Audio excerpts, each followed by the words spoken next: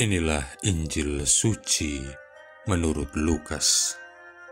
Di zaman Herodes, Raja Yudea, hiduplah seorang imam bernama Sakaria dari kalangan Imam Abia. Istrinya juga berasal dari keturunan Harun, namanya Elisabet. Keduanya hidup benar di hadapan Allah dan hidup menurut segala perintah serta ketetapan dengan tidak bercacat. Tetapi mereka tidak mempunyai anak, sebab Elisabet itu mandul, dan keduanya telah lanjut usia. Sekali peristiwa, waktu tiba giliran kelompoknya, Sakaria melakukan tugas sebagai imam di hadapan Allah. Sebab ketika diundi, sebagaimana lazimnya, untuk menentukan imam yang bertugas, dialah yang ditunjuk untuk masuk ke dalam bait Allah dan membakar ukupan di situ. Pada saat pembakaran ukupan itu, seluruh umat berkumpul di luar dan sembayang. Maka tampaklah kepada Sakaria seorang malaikat Tuhan berdiri di sebelah kanan mezbah pembakaran ukupan. Melihat kejadian itu, Sakaria terkejut dan menjadi takut.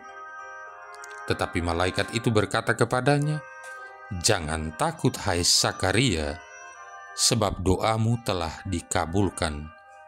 Elisabet istrimu akan melahirkan seorang anak laki-laki bagimu, dan haruslah engkau menamai dia Yohanes. Engkau akan bersukacita dan bergembira, bahkan banyak orang akan bersukacita atas kelahirannya, sebab ia akan besar di hadapan Tuhan, dan ia tidak akan minum anggur atau minuman keras. Ia akan penuh dengan Roh Kudus mulai dari rahim ibunya. Ia akan membuat banyak orang Israel berbalik kepada Tuhan Allah mereka, dan ia akan berjalan mendahului Tuhan dalam roh dan kuasa Elia untuk membuat hati para bapa berbalik kepada anak-anaknya dan hati orang-orang durhaka kepada pikiran orang-orang benar. Dengan demikian, ia menyiapkan suatu umat yang layak bagi Tuhan."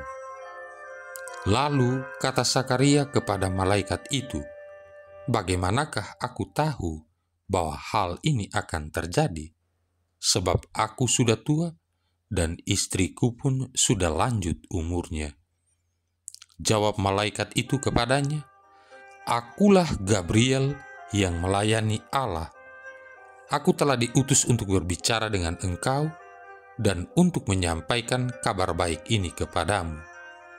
Sesungguhnya engkau akan menjadi bisu dan tidak dapat berkata-kata sampai pada hari semuanya ini terjadi, karena engkau tidak percaya akan perkataanku yang pada waktunya akan terbukti kebenarannya." Sementara itu, orang banyak menanti-nantikan Sakaria. Mereka begitu heran bahwa ia begitu lama berada dalam bait suci. Lalu Sakaria memberi isyarat kepada mereka, sebab ia tetap bisu. Ketika selesai masa tugasnya, ia pulang ke rumah. Tak lama kemudian, mengandunglah Elisabet istrinya, dan selama 5 bulan ia tidak menampakkan diri. Katanya, "Inilah suatu perbuatan Tuhan bagiku. Sekarang ia berkenan menghapus aibku di depan orang." Demikianlah sabda Tuhan. Saudara-saudari yang terkasih, tidak ada alasan yang terlalu tepat sehingga Tuhan membebaskan seseorang berselancar melalui kehidupan dengan tanpa masalah. Kehidupan adalah rangkaian dari masalah. Persis pada saat kita menyelesaikan satu masalah, persoalan lain sudah menanti.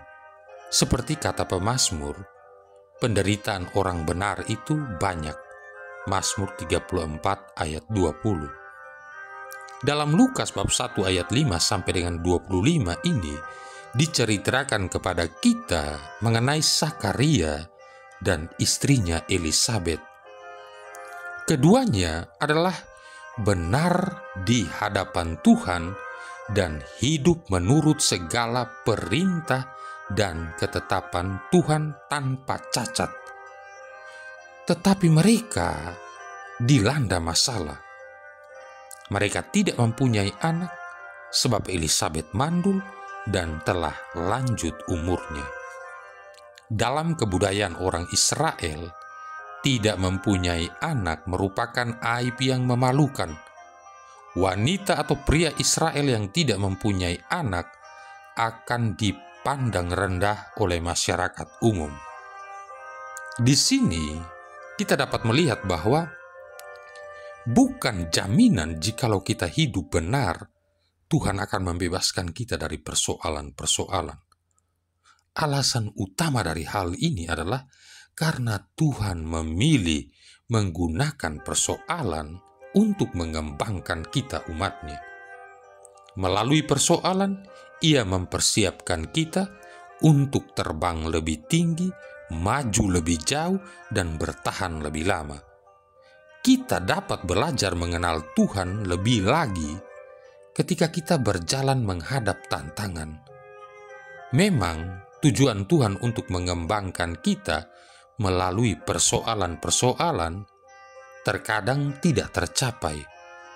Hal ini bukan karena kurangnya kemampuan Tuhan, melainkan oleh karena reaksi kita yang tidak sama seperti yang Tuhan inginkan.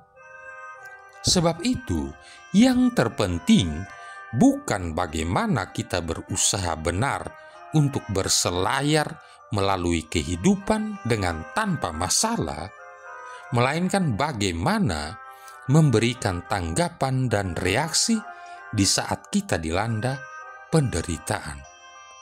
Respon kita saat berada dalam suatu masalah sama seperti kita ingin membuka skruf penguat dari suatu benda.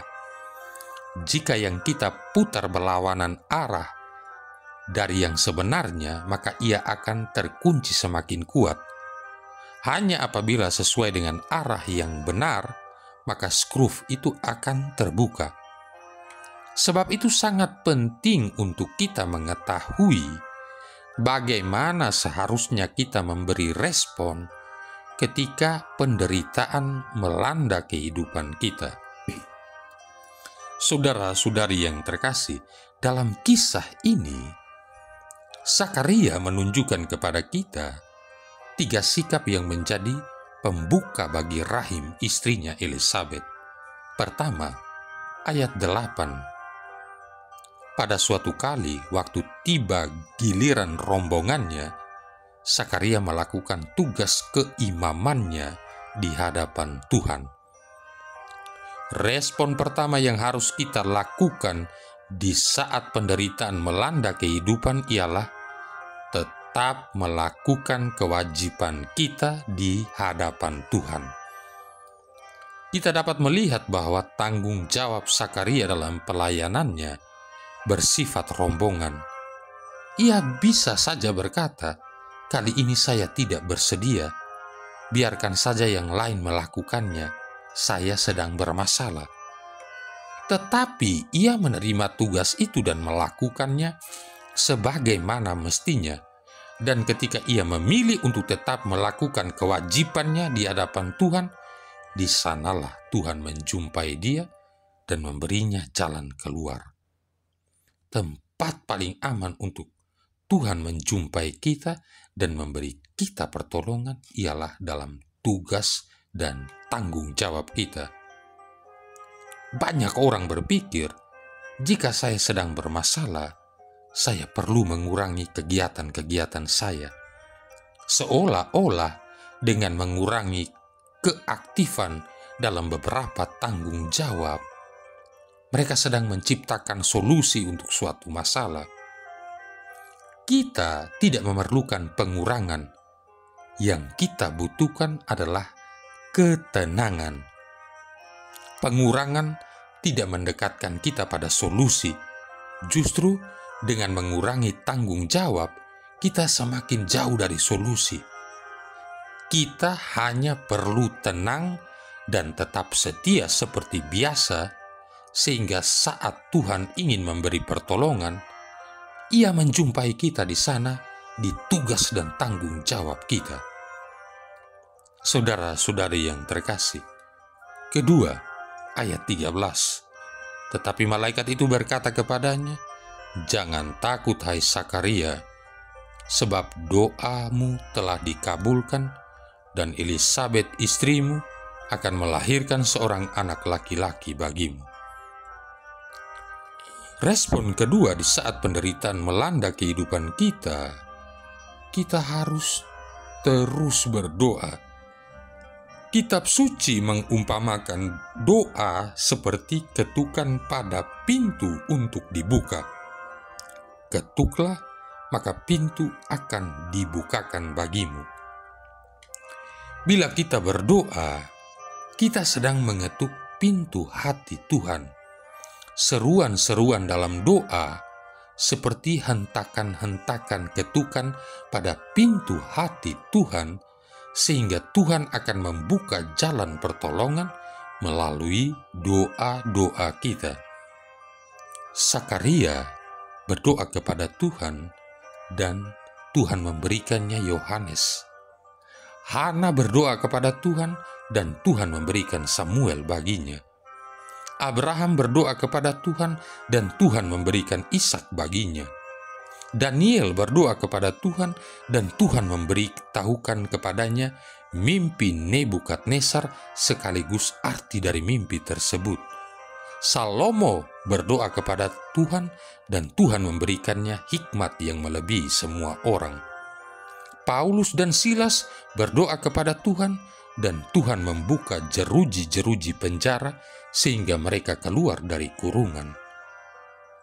Doa yang ditujukan kepada Tuhan selalu ada kuasa untuk mengubah sesuatu. Tetaplah berdoa karena Tuhan selalu mendengarkan Anda. Saudara-saudari yang terkasih, ketiga ayat 19-20. Jawab malaikat itu kepadanya, "Akulah Gabriel yang melayani Tuhan, dan aku telah diutus untuk berbicara dengan engkau dan untuk menyampaikan kabar baik ini kepadamu. Sesungguhnya engkau akan menjadi bisu dan tidak dapat berkata-kata sampai kepada hari di mana semua ini terjadi, karena engkau tidak percaya akan perkataanku yang akan nyata kebenarannya pada waktunya." Respon ketiga ketika penderitaan melanda hidup, maka harus tetap percaya akan perkataan sabda Tuhan yang akan nyata kebenarannya. Malaikat Tuhan menghukum Sakaria bahwa ia akan bisu dan tidak dapat berkata-kata karena ia meragukan sabda Tuhan. Yesaya berkata, "Rumput menjadi kering dan bunga menjadi layu, tetapi firman Tuhan tetap untuk selama-lamanya." Yesaya 40 ayat 8. Segala sesuatu mungkin dapat menipumu, tetapi tidak untuk sabda Tuhan. Apa yang Tuhan katakan tidak mungkin berubah. Ia akan melakukan seperti yang telah Ia sabdakan. Sebab itu, pegang terus apa yang Tuhan janjikan dan abaikan siapapun yang melemahkan kita, karena cara Dia bekerja sulit, tetapi bukan berarti tidak mungkin. Tidak ada alasan yang terlalu tepat sehingga Tuhan membebaskan seseorang berselancar melalui kehidupan dengan tanpa masalah, tetapi dengan tetap setia dan terus percaya adalah alasan paling tepat untuk menerima pertolongan dari Tuhan. Marilah berdoa. Allah Bapa pencipta umat manusia, dalam kelahiran putramu dari Santa Perawan Maria, telah Kau nyatakan kemuliaan-Mu kepada dunia. Kami mohon, semoga misteri penjelmaan yang agung ini selalu kami hormati dengan iman yang utuh dan kami rayakan dengan kasih yang ikhlas. Dengan pengantaran Yesus Kristus Putramu Tuhan kami, yang bersama dengan Dikau dan Roh Kudus hidup dan berkuasa, satu Allah sepanjang segala masa. Tuhan memberkati kita sekalian, Bapa, Putra, dan Roh Kudus.